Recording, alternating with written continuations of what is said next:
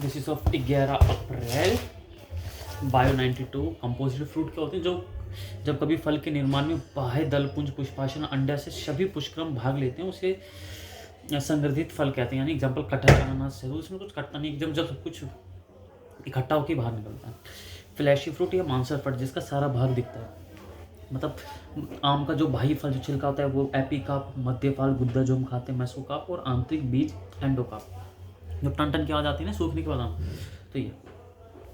और flashy fruit भी फिर बनावट के आधार पर 3 पार्ट में डिवाइडेड, ड्रूप, बेरी, पोम।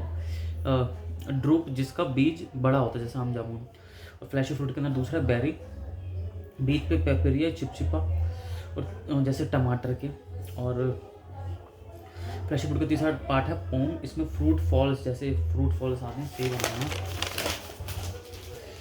अब फलों का खाने वाला भाग, लीची के अंदर एरिल, अनार के अंदर टेस्टा बीज का भारी भाग, टमाटर अमरूद अंगूर के अंदर संपूर्ण फल भित्ति, सेब नाशपाती के अंदर पुष्पाशन, नींबू संतरा मौसमी के अंदर जूसी हेयर, धान और नारियल के अंदर भ्रूण पोष, आम तरबूज के अंदर मध्य फल भित्ति, अनानास के अंदर कटहल पुष्पक्रम, फूल गोभी के अंदर पुष्पक्रम। सीड बीज, प्लांट्स की अगली पीढ़ी के लिए बीज का होना आवश्यक है। बीज का निर्माण बीजांड होता है। सुरक्षा बाय फल, बीज में छोटा छिद्र माइक्रोपाइल जिसे बीज के अंदर पानी जाता है।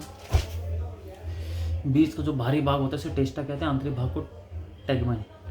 सीड 2 पार्ट के होते हैं, जैसे मोनोपॉट और डिकोकॉट। जो मोनोपॉट जो हमने पढ़ रखा है, लंबे पत्ते जो 2 भागों में नहीं बढ़ सकते, जैसे धान खेतों, और डाइकोट जो चना जामुन जो दोनों भागों में बढ़ जाते हैं। जर्मिनेशन, बीजों का निष्क्रिय अवस्था में सक्रिय अवस्था में आने की क्रिया को अंकुरन कहते हैं। जिबरेलिन हार्मोन आवश्यक है, जिबरेलिन हार्मोन आवश्यक है जर्मिनेशन के लिए।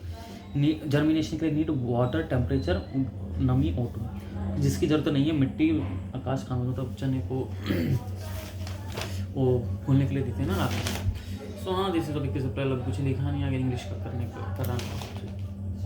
हाँ, प्रेमचंद के बारे में थोड़ा ये पढ़ा है कि प्रेमचंद का जन्म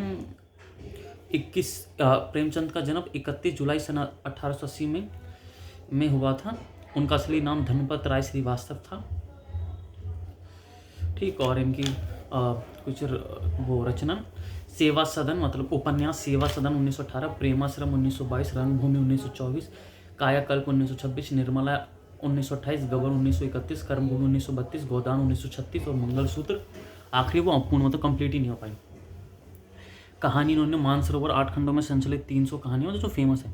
निबंध, संग्राम और करबला, संपादन माधुरी, हंस, जागरण पत्रिकाएं, आलोचना, साहित्य उद्देश्य। This is of 11 April.